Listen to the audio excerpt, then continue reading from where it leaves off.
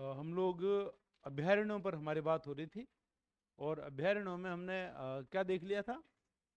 Light on करो तिरवल। अभयारण्य में हमने एक तो जो राष्ट्रीय उद्यान है, राष्ट्रीय उद्यान पर हम लोगों ने बात कर ली थी। और इसके अलावा जो अन्य अभयारण्य हैं उन अभयारण्यों पर भी हमारी बात हुई थी। ठीक है, सरिस्का हम लोगों ने देख लिया क्या? सरिस्का राष्ट्रीय उद्यान है या नहीं है?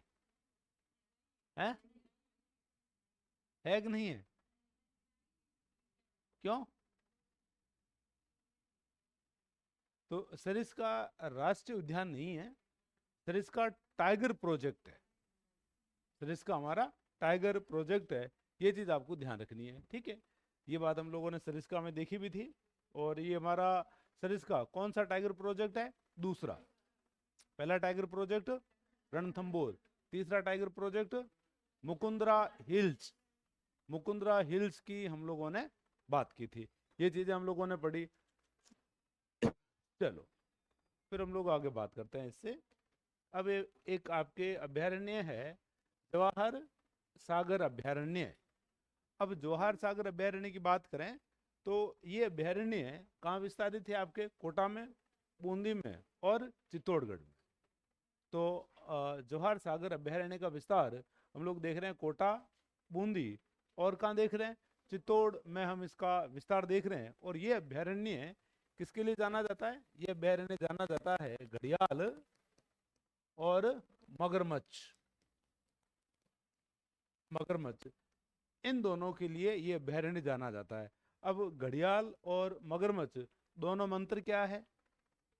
दोनों एक ही जैसे हैं, लेकिन जो घड़ियाल है, घड़ियाल की आगे से जो मुंडी है वो यूं तीखी होती है बस, और दोनों में कोई अंतर नहीं है। ठीक है, तो जो जवाहर सागर अभयारण्य है, जवाहर सागर अभयारण्य किसके लिए जाना जा रहा है? ये तो घड़ियाल के लिए जाना जा रहा है और जाना जा रहा है मगरमच्छ के लिए जाना जा रहा है ये। ठीक है, और जवाहर सागर मगरमच्छ प्रजनन के लिए बड़ा ही अनुकूलित माना जाता है।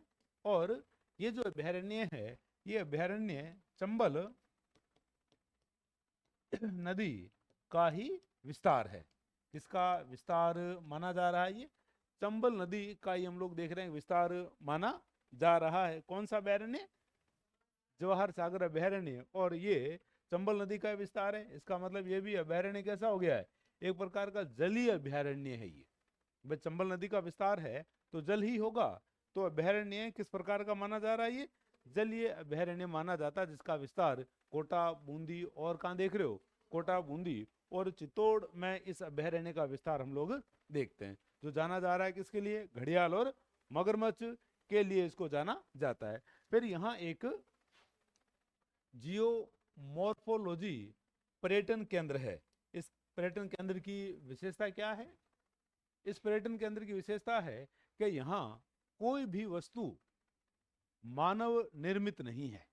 इस पर्यटन केंद्र की विशेषता क्या है कि यहाँ कोई भी वस्तु मानव निर्मित नहीं है।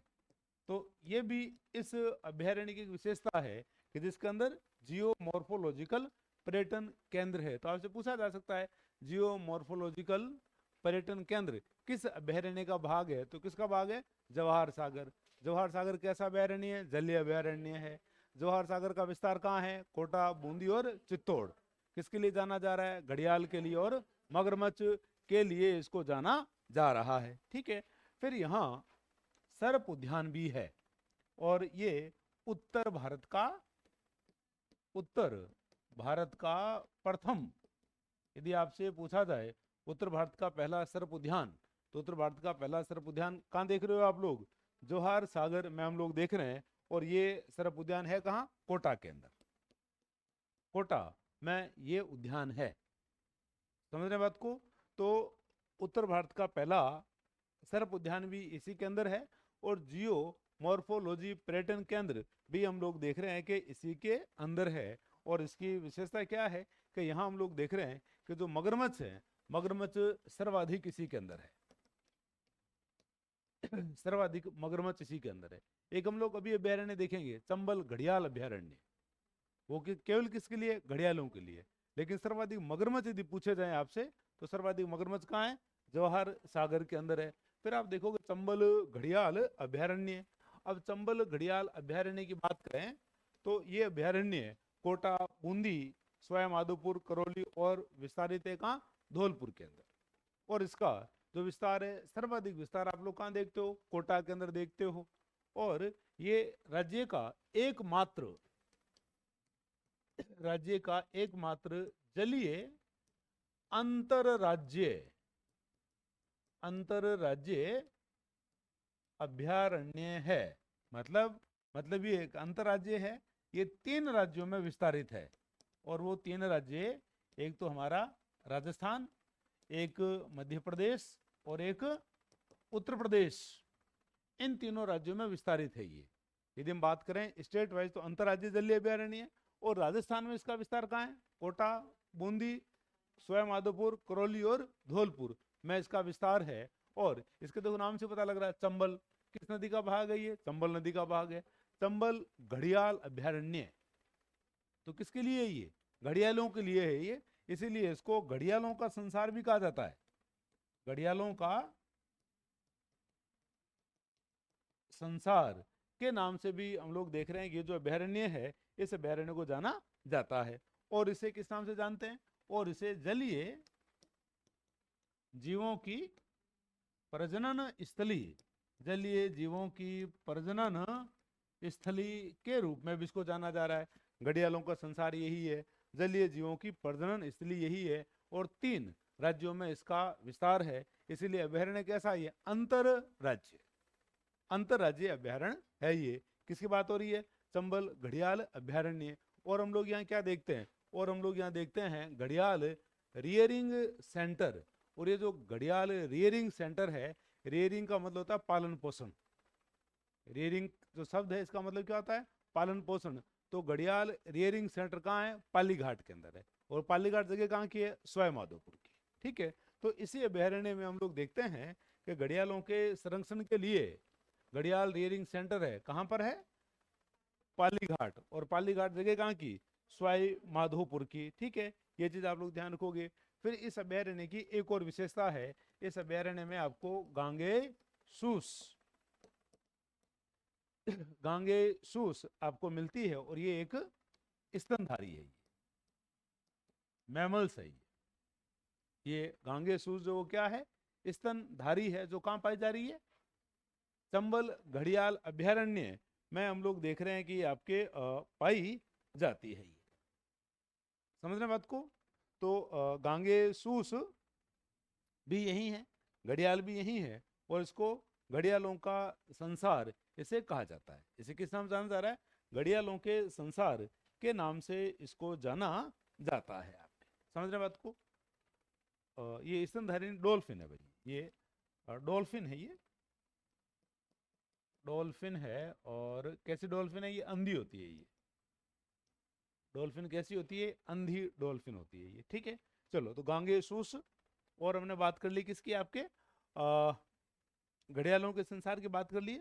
और जलीय जीवों की प्रजनन स्थली के रूप में इसको जाना जाता है। समझ रहे बात को। फिर आप देखो कि और इसमें यदि हम बात करें तो एक है आपके भैंसरोड गढ़ अभयारण्य। और भैंसरोड गढ़ अभयारण्य कहाँ का, चित्तौड़गढ़ का।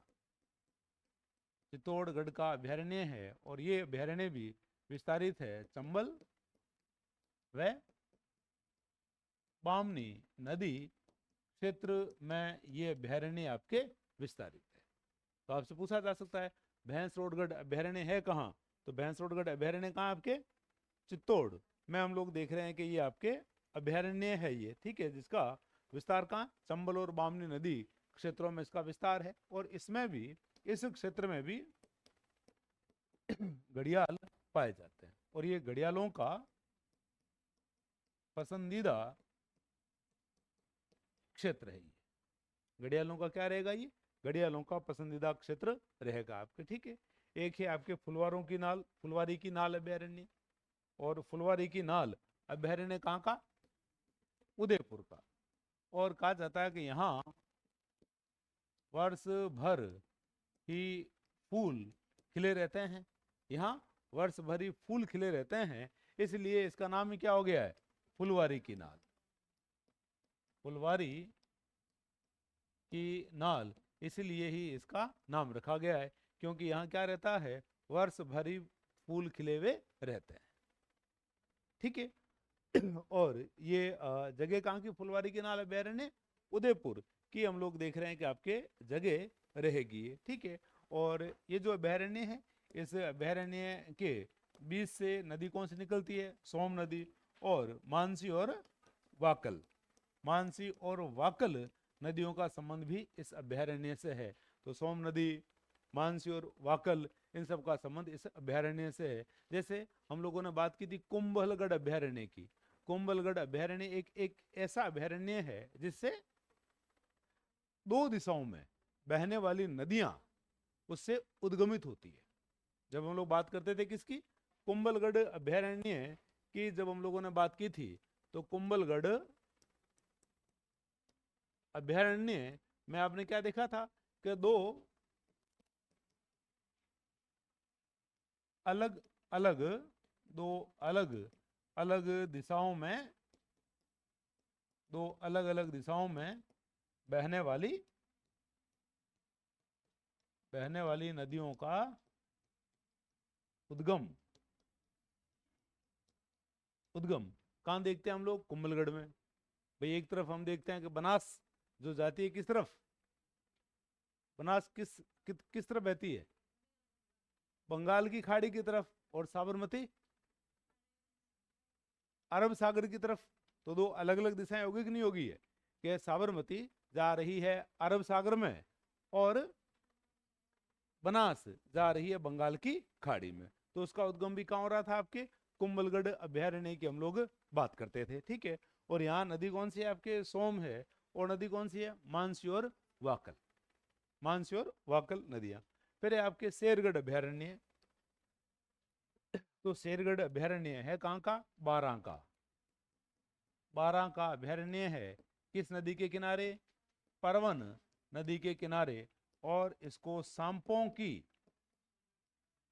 शरण स्थली कहा जाता है। किस रूप में इसको जाना जा रहा है, सांपों की शरण स्थली के रूप में इसको जाना जा रहा है। कल हम लोग बात करते थे जंगली मुर्गों की। जंगली मुर्गों के लिए किसको जाना जाता था, माउंट आबू। जंगली मुर्गों के लिए माउंट आबू। उड़न गिलेरी के लिए सीता माता अभ्यारण्य। उड़न गिलेरी के लिए सीता माता अभ्यारण्य की हम लोग बात करते थे। चंदन के वृक्ष के लिए कुंभलगढ़। सागवान वनों के लिए सीता माता। सागवान वनों के लिए हम लोग बात करते थे किसकी, सीता माता अभ्यारण्य की बात करते थे। सर्वाधिक जैव विविधता, सीता माता अभ्यारण्य की हम लोग बात कर रहे थे। सेवन घास राष्ट्रीय मरु उद्यान, गोडावण राष्ट्रीय मरु उद्यान। काले हिरण के लिए हम लोग बात करते थे ताल छापर की हम लोगों ने बात की थी। साइप्रस रोटेंडस या मोथिया घास की आप लोगों ने वहां बात की थी। लाना नाम की एक झाड़ी की आपने वहां बात की थी, पढ़ा था हम लोगों ने।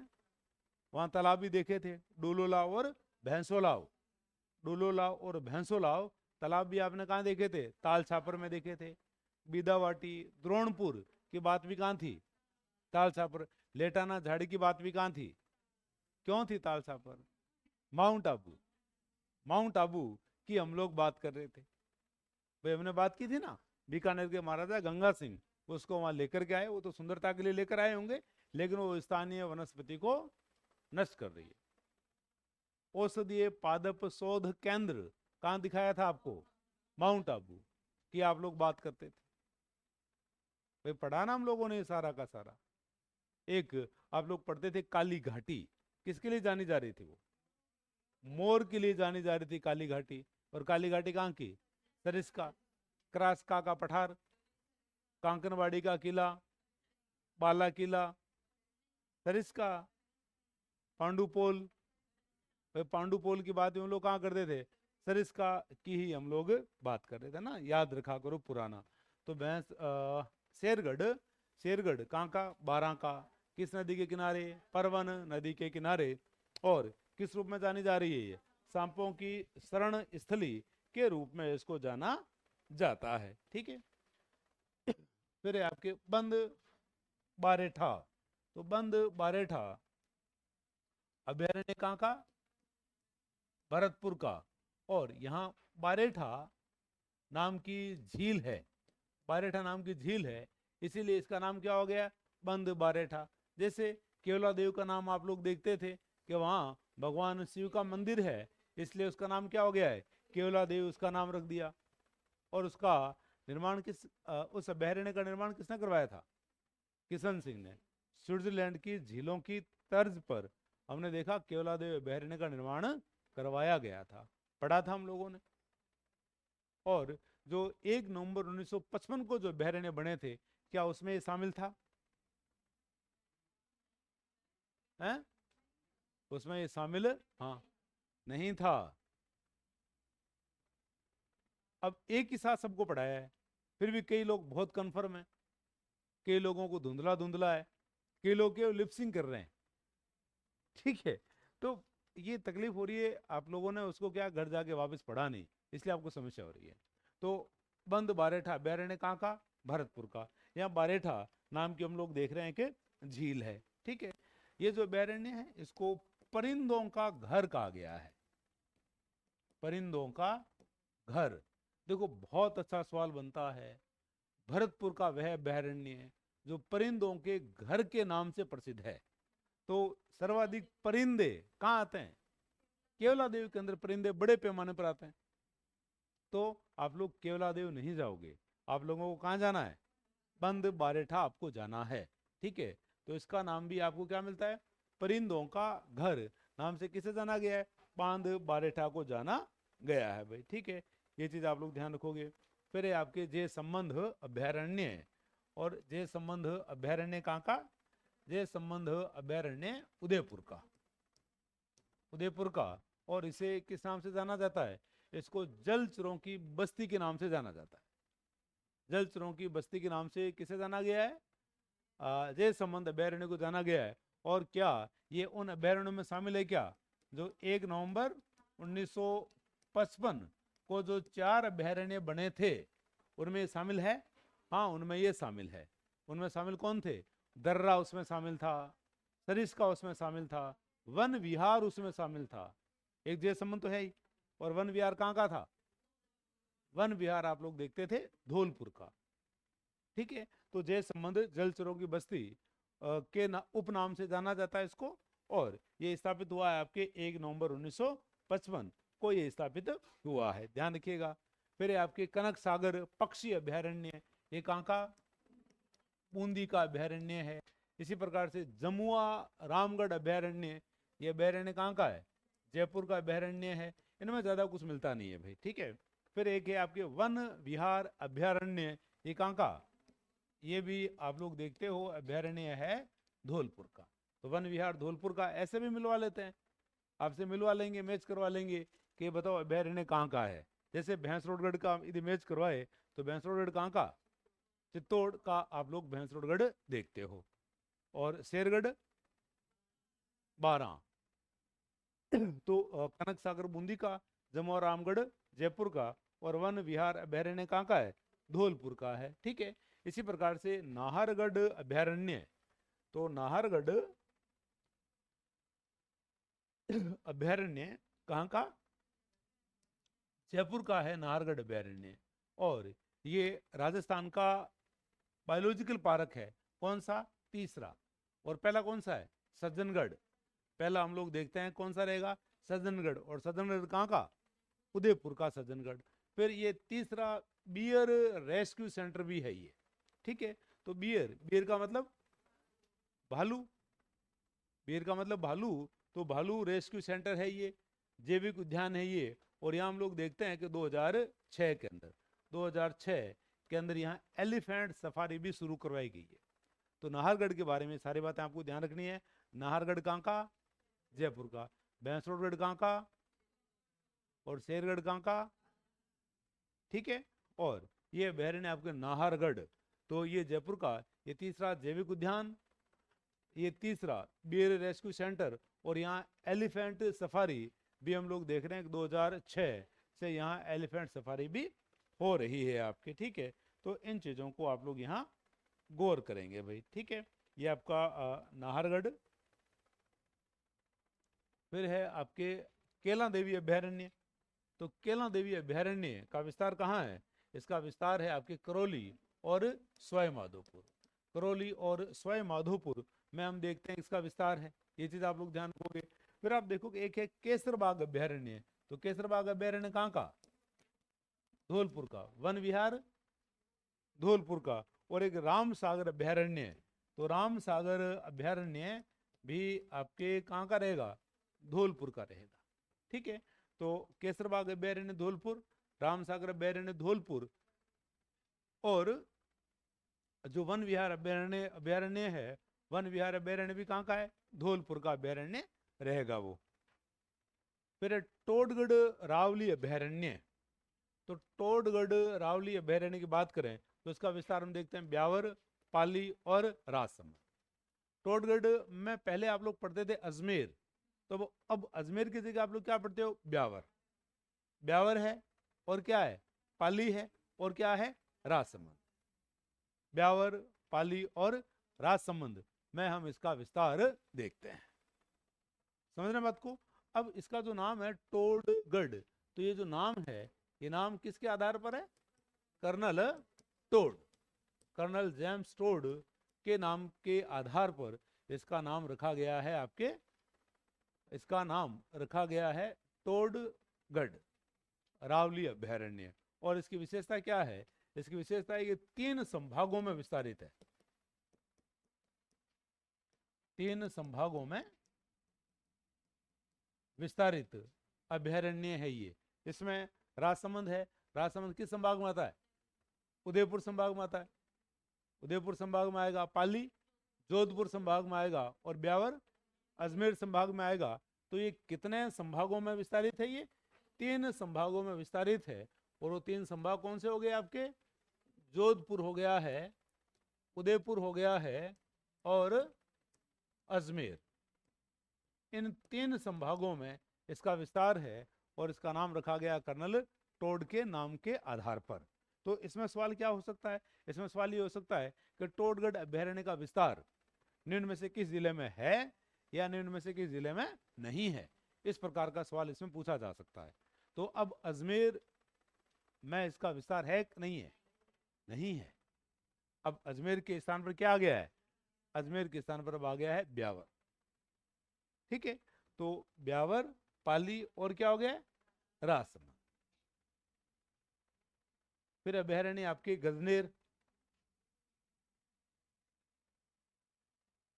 गजनेर अभ्यारण्य की बात करें तो पहली बात तो ये है कि इसका नाम गजनेर अभ्यारण्य है, लेकिन ये वन विभाग की सूची में नहीं है। वन विभाग की सूची में ये अभ्यारण्य नहीं है। और ये अभ्यारण्य है कहाँ का? ये अभ्यारण्य गजनेर का है। ये अभ्यारण्य है तो कहाँ? गजनेर में ही है। और गजनेर कहाँ है? बीकानेर में, ठीक है। और गजनेर नाम से हमारे यहाँ, भाई गजनेर नाम से हमारे जगह कहाँ है? कोलाई तहसील में। कोलाई तहसील में आप लोग देखते नहीं देखते हो, ठीक है।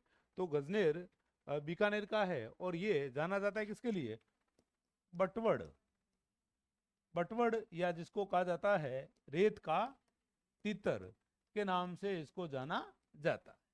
रेत का तीतर कहने का मतलब क्या है? कि इसका कलर ऐसा होता है मिट्टी के जैसा, ठीक है। तो रेत का तीतर इसको कहा जाता है, जिसको बटवड़ भी बोला जाता है। और ये वन विभाग की सूची में हम लोग देख रहे हैं कि ये जो अभ्यारण्य है, ये अभ्यारण्य हमारे शामिल नहीं है, ठीक है। और इस अभ्यारण्य में हम लोग क्या देखते हैं? जेठा भुट्टा, जेठा भुट्टा की मजार इस अभ्यारण्य में ही बनी हुई है। तो ये वाली जो बात है, ये वाली बात महत्वपूर्ण है। रेत का तीतर या बटवड़। हमारे बीकानेर जिले का शुभंकर भी क्या है? रेत का तीतर है, ठीक है। शुभंकर जारी हुए थे कब? फरवरी 2016 के अंदर। फरवरी 2016 में प्रत्येक जिले का एक शुभंकर जारी किया गया था, और राजस्थान देश का पहला स्टेट है जहां प्रत्येक जिले का शुभंकर है। प्रत्येक जिले का शुभंकर कोई न कोई जानवर या पक्षी रखा गया था। क्यों? हाँ, ताकि उस पक्षी के प्रति, उस जानवर के प्रति एक जागरूकता आए और उसको बचाने के प्रयास किए जाएं। तो इसके लिए कार्य हुआ है। तो ये हमारे बीकानेर का शुभंकर भी है, बीकानेर जिले का। गौर करिएगा आप इस बात पे। फिर है आपके क्षेत्रफल की दृष्टि से जो सबसे बड़े जो अभयारण्य है, उन अभयारण्यों पर अपन देखें तो सबसे बड़ा जो अभयारण्य है वो कौन सा? हमारे राष्ट्रीय मरु उद्यान, आप जानते हो बहुत बड़ा अभयारण्य है भाई। सबसे बड़ा अभयारण्य राष्ट्रीय मरु उद्यान, जब हमने पढ़ा था तब भी हमने बात की थी। अब 2 नंबर पे कौन सा आएगा? करौली अभयारण्य। ठीक है, 2 नंबर पे केला देवी है ना, जो करौली और कहाँ विस्तारित है? सवाई माधोपुर में। ये बात देखो महत्वपूर्ण हो जाती है। ये जो सबसे बड़ा यदि आएगा ना, तो ये तो क्या है कि बहुत आसानी से कर लोगे। लेकिन यदि ऑप्शन में राष्ट्रीय मरु उद्यान नहीं हो ना, और यदि आपसे पूछा जाएगा कि बताओ सबसे बड़ा अभयारण्य कौन सा है, सबसे बड़ा अभयारण्य कौन सा है, और उसमें यदि 4-5 यदि दिए जाएंगे तब आप लोगों को तकलीफ हो जाएगी। तो आपको ध्यान रखना है सबसे बड़ा राष्ट्रीय मरु उद्यान ये 2 नंबर पे है, और ये यदि ऑप्शन नहीं होगा तो अपन यही करेंगे। और 3 नंबर पे क्या आ जाएगा? 3 नंबर पे आ जाएगा आपके कुंभलगढ़ अभयारण्य। रहेगी बातें ध्यान में। फिर आपके देखो सबसे छोटा कौन सा, मैंने आपको बताया था सबसे छोटा कौन सा था? सज्जनगढ़। सज्जनगढ़ कहाँ का? उदयपुर का। फिर सबसे छोटा सज्जनगढ़। सज्जनगढ़ के बाद में क्या आएगा? ताल छापर। और ताल छापर के बाद में क्या आएगा? केसरबाग। तो सज्जनगढ़ उदयपुर का, और ताल छापर कहाँ का? सुजानगढ़। सुजानगढ़ चूरू का। और केसरबाग, केसरबाग कहाँ का पढ़ते थे? धौलपुर का। रामसागर भी धौलपुर का पढ़ते हो आप लोग। वन विहार भी, और शेरगढ़ भी 12। शेरगढ़ कहाँ का? 12 का। कई तो धौलपुर की तरफ चले भी गए थे। चलो फिर है आपके मृग वन। अब मृग वन की बात करें तो ये किसके लिए है भाई? अभयारण्यों की बात हमारे पूरी हुई, अभयारण्य हमने पूरे देख लिए हैं। ठीक है, अब मृग वन की बात करें तो ये कार्य किसके लिए करेंगे? यहाँ संरक्षण किसका किया जाएगा? मृग का संरक्षण किया जाएगा। और हमारे यहाँ मृगवन कितने हैं? हमारे यहाँ मृगवन है 7। 7 हमारे मृगवन। अब इसमें जो सबसे पुराना जो मृगवन है वो कौन सा? सबसे प्राचीन जो मृगवन आपको मिलता है वो मृगवन आपको कौन सा है? चित्तौड़ मृगवन जो है वो सबसे प्राचीन हमारा मृगवन है। ठीक है, और उसके बाद हम लोग देख रहे हैं कि एक मृगवन आपके सज्जनगढ़। तो सज्जनगढ़ वाला आपको कहाँ मिलेगा? उदयपुर में मिलेगा। और ये हमारा क्या है? प्रथम जैविक उद्यान भी आप लोग कहाँ देखते हो? सज्जनगढ़ में ही देखते हो। फिर आप लोग क्या देखते हो? Machia safari park. और माचिया सफारी पार्क आप लोग कहाँ देखते हो? कायलाना झील के किनारे देखते हो। और कायलाना झील कहाँ की? जोधपुर की। कायलाना झील जोधपुर की। फिर आप देखते हो संजय उद्यान शाहपुरा, ये कहाँ का? जयपुर का। और इसका नाम अब बदलना है अटल, अटल उद्यान के नाम से इसको जाना जाएगा इन फ्यूचर। और अटल नाम किसके आधार पर? अटल बिहारी वाजपेयी के नाम पर। तो संजय उद्यान कहाँ का? शाहपुरा। और शाहपुरा कहाँ का? जयपुर का। एक शाहपुरा भीलवाड़ा में भी है ये, लेकिन वो भीलवाड़ा वाला शाहपुरा नहीं है। शाहपुरा कहाँ वाला है? जयपुर वाला शाहपुरा है। जैसे बस्सी भी आप लोग 2 देखते हो, एक बस्सी देखते हो चित्तौड़ में, और एक बस्सी कहाँ देखते हो? एक बस्सी देखते हो आप लोग जयपुर में। ठीक है, फिर एक है पुष्कर मृगवन। पुष्कर मृगवन कहाँ का? अजमेर का। अजमेर का पुष्कर मृगवन है। फिर है अशोक विहार मृगवन। अशोक विहार कहाँ का? ये भी हम लोग देखते हैं कि मृगवन है आपके जयपुर का ही। और एक है अमृता देवी मृगवन। और अमृता देवी मृगवन आप लोग कहाँ देखते हो? जोधपुर के अंदर आप लोग ये देखते हो। तो मृगवन आपने कहाँ देखे? जोधपुर में देखा, जयपुर में देखा, जयपुर में 2 देखे, अजमेर में देखा, उदयपुर में देखा और चित्तौड़ में देखा। मतलब क्या हो गया? 2 तो कहाँ देख रहे हो? जयपुर में, और 2 कहाँ देख रहे हो? जोधपुर में। तो कितने हो गए? 4। एक कहाँ देखा? चित्तौड़ में, और एक कहाँ देखा? उदयपुर में, और एक कहाँ देखा है? अजमेर। तो आपसे पूछा जा सकता है कि निम्न में से मृगवन किस जिले में है या निम्न में से किस जिले में नहीं है, ऐसा आपसे पूछा जा सकता है। तो किन किन जिलों में है? जयपुर, जोधपुर, अजमेर, उदयपुर और चित्तौड़, मतलब कि 5 जिलों के अंदर है। तो पीछे तो बहुत सारे बच गए, 36 बच गए, उनमें मृगवन संरक्षण केंद्र आपके नहीं है। तो इसमें सबसे पुराना वाला जो है वो कहाँ का रहेगा? सबसे पुराना वाला हम लोग देखते हैं कि रहेगा आपके चित्तौड़ का, और ये वाला रहेगा आपके सबसे नवीनतम। सबसे नवीनतम कौन सा है? माता अमृता देवी मृगवन, ये सबसे नवीनतम। और सबसे पुराना कौन सा है? चित्तौड़ वाला सबसे पुराना है। रहेगी मृगवन की बातें ध्यान में, है ना। ऐसा सवाल भी आ सकता है, आजकल आप देखोगे सवालों का जो स्तर है या सवालों का जो लेवल है वो काफी ठीक आ रहा है ना।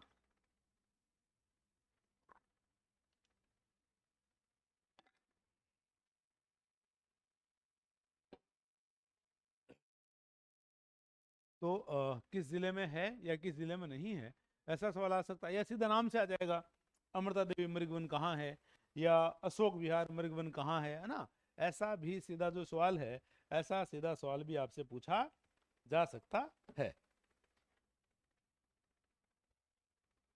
फिर देखिए आप बायोलॉजिकल पार्क।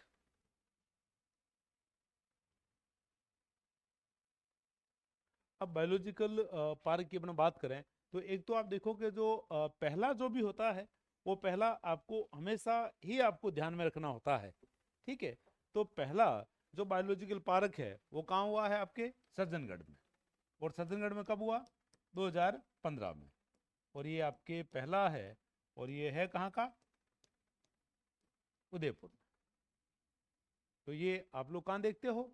उदयपुर में देखते हो। तो पहला बायोलॉजिकल पार्क हम लोग देख रहे हैं कि आपके सज्जनगढ़ में, और ये है कब का? 2015 का, और है कहाँ? उदयपुर में। फिर आप देखो कि एक आपको मिल रहा है माचिया बायोलॉजिकल पार्क। तो माचिया बायोलॉजिकल पार्क कहाँ देखोगे आप लोग? जोधपुर में ही देखोगे आप लोग।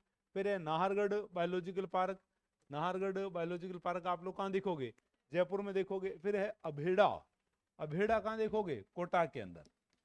अभेड़ा बायोलॉजिकल पार्क कोटा में। और एक मरुधरा बायोलॉजिकल पार्क, ये आपसे पूछा जा सकता है।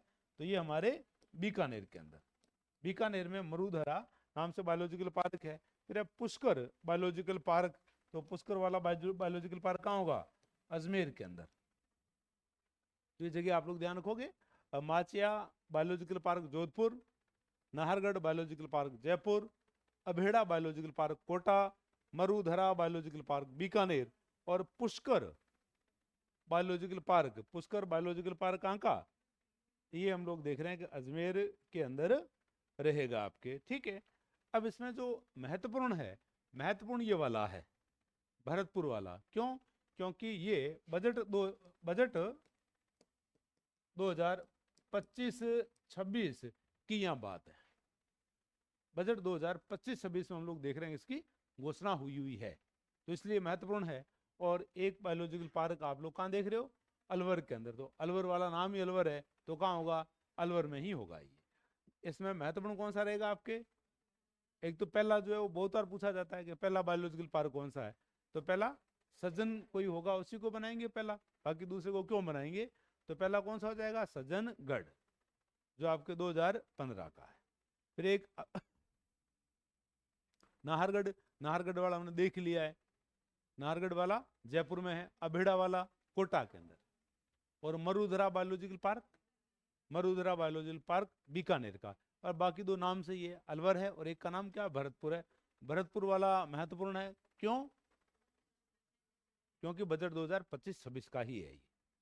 तो ये जो बायोलॉजिकल पार्क है ये बायोलॉजिकल पार्क आप लोग ध्यान रखोगे। ठीक है, पुष्कर वाला आपको ध्यान में रहेगा ही। पुष्कर वाला कहाँ मिल रहा है आपको? पुष्कर वाला आप लोग देख रहे हो, आपको मिलेगा अजमेर में ही आपको मिलेगा ये। ठीक है, फिर है आखेट निषेध क्षेत्र। आखेट का मतलब जहां शिकार की मनाही हो, तो आखेट निषेध क्षेत्र। राजस्थान में कितने हैं? 33 आखेट निषेध क्षेत्र हैं। और इन 33 में जो सबसे बड़ा और एक सबसे छोटा, तो सबसे बड़ा जो आखेट निषेध क्षेत्र है वो कहाँ है? बीकानेर के अंदर है, बीकानेर में। और इसका नाम क्या है? संवत्सर कोटसर। संवत्सर कोटसर के नाम से हम लोग देख रहे हैं आखेट निषेध क्षेत्र सबसे बड़ा। और सबसे छोटा कहाँ है? सबसे छोटा है कनक सागर।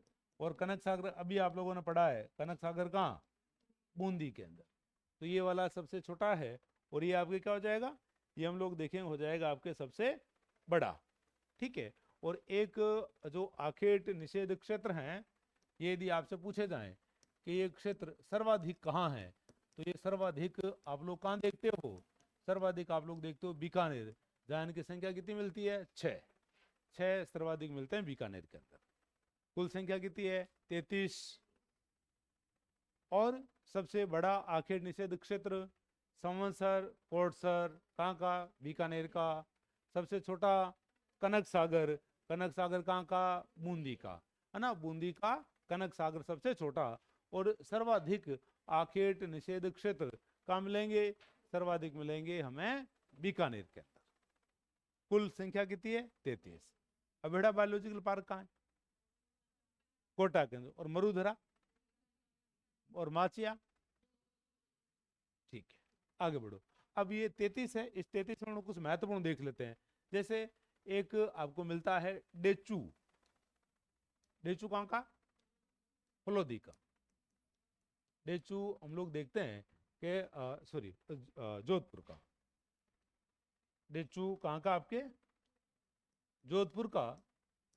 और फिर आपके धोरीमना कहाँ का? धोरीमना हम लोग देखते हैं बाड़मेर का। फिर आपके गुड़ा बिश्नोई यान, गुड़ा बिश्नोई यान ये कहाँ का? जोधपुर का। और जोड़बीड़ बीकानेर का।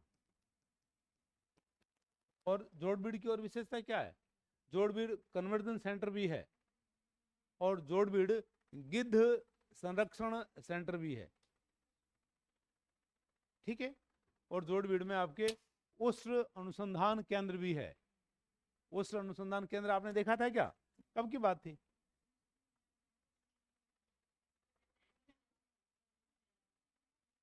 हाँ, वो तो मेरे को ध्यान है, जब फर्स्ट दिन पढ़ाया था तब बताया था कब का? मैं तो ये पूछ रहा हूँ। हाँ, उष्ण अनुसंधान केंद्र कन्फर्म हो? 1984 का। 1984 की हम लोग बात करते थे, पढ़ा था हम लोगों ने। चलो, फिर आप देखो कि एक जगह है रोटू। रोटू कहाँ का? नागौर का। ऐसे बीच बीच में सवाल पूछते हैं, आपको बुरा लगता है क्या? लगे तभी पूछेंगे, है ना? नींद उठ जाएगी सवालों ठीक है, तो रोटू, रोटू कहाँ का? रोटू हम लोग देखते हैं नागौर का। फिर सोखलिया, सोखलिया कहाँ का? सोखलिया हम लोग देखते हैं अजमेर का। फिर सोरसन, सोरसन कहाँ का? बारां का। और ढोल धावा कहाँ का? जोधपुर का, है ना। इसके अलावा और भी है, ये हमने महत्वपूर्ण महत्वपूर्ण देखे हैं, जिसमें रोटू, सोखलिया, सोरसन, ढोल धावा, है ना, गुड़ा बिश्नोयान, जोड़बीड़, दोरीमना, और हमने बात कर ली किसकी? डेचू की हमने बात कर ली है। और ये आपके क्या हो जाएंगे? आखेट निषेध क्षेत्र। फिर है कंजर्वेशन रिजर्व।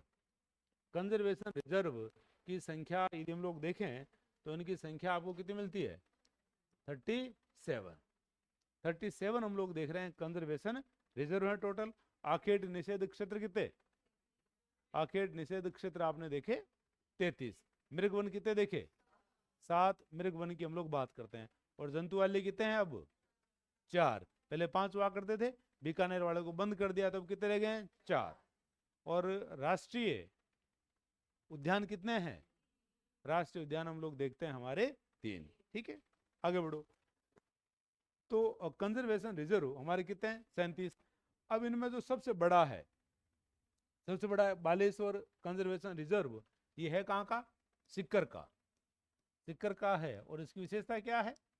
इसकी विशेषता है कि ये सबसे बड़ा है।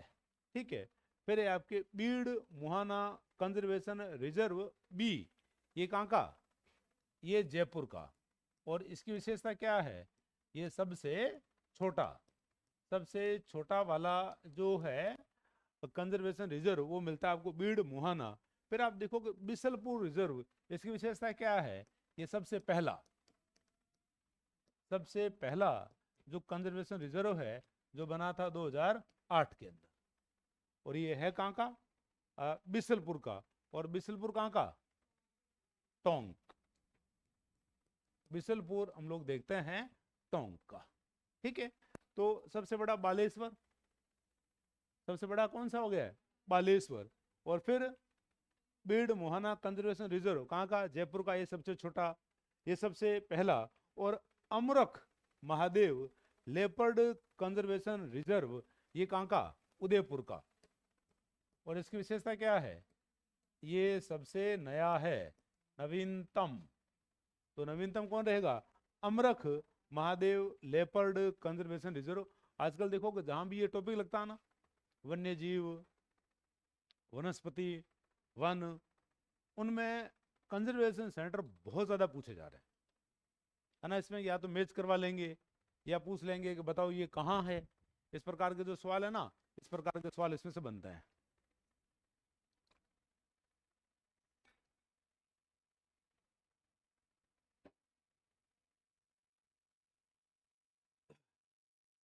तो कंजर्वेशन रिजर्व अपने कितने हो गए? 37। और सबसे बड़ा वाला कौन सा है? बालेश्वर। और बालेश्वर कहाँ का? सिक्कर का। और बीड़ मोहना कंजर्वेशन रिजर्व बी कहाँ का? जयपुर का। और ये क्या है? सबसे छोटा। और बिसलपुर रिजर्व सबसे पहला है कहाँ का? टोंक का। अब अमरख महादेव लेपर्ड कंजर्वेशन है कहाँ का? उदयपुर का। और विशेषता क्या है? नवीनतम, लेटेस्ट है ये। और आप देखो कि सर्वाधिक कंजर्वेशन रिजर्व आपको कहाँ मिलते हैं? 12 के अंदर। ठीक है, 12 में हम लोग देखते हैं कि सर्वाधिक जो कंजर्वेशन रिजर्व है वो हमें 12 में मिलते हैं, जिनकी संख्या हमें मिलती है 7। और आपने देखा कि आखेट निषेध क्षेत्र सर्वाधिक कहाँ है? आखेट निषेध क्षेत्र सर्वाधिक है बीकानेर में, जिनकी संख्या कितनी मिलती है आपको? संख्या जिनकी मिलती है आपको 6। ठीक है, तो सबसे छोटा जो कंजर्वेशन रिजर्व वो कहाँ का? जयपुर का। सबसे छोटा कंजर्वेशन रिजर्व कहाँ का? जयपुर का। बड़ा आपने सबसे छोटा आखेट निषिद्ध क्षेत्र कहाँ का? बूंदी का। कौन सा? कनक सागर। सबसे बड़ा कंजर्वेशन रिजर्व कहाँ का? सिक्कर का, बालेश्वर। सबसे बड़ा आखेट निषिद्ध क्षेत्र कौन सा? समवसर, कोटसर, बीकानेर। बीकानेर का पढ़ा आप लोगों ने। सर्वाधिक आखेट निषिद्ध क्षेत्र बीकानेर, कितने? 6। सर्वाधिक कंजर्वेशन रिजर्व 12, कितने? 7। ठीक है, ये चीजें आप लोग ध्यान रखोगे। और इनकी जो संख्या है, इनकी संख्या आपको कितनी मिल रही है? 37। ठीक है, अब ये जो 37 इनकी संख्या मिल रही है, ये अपने कल देखते हैं। ठीक है, आज हम इतनी बात करेंगे।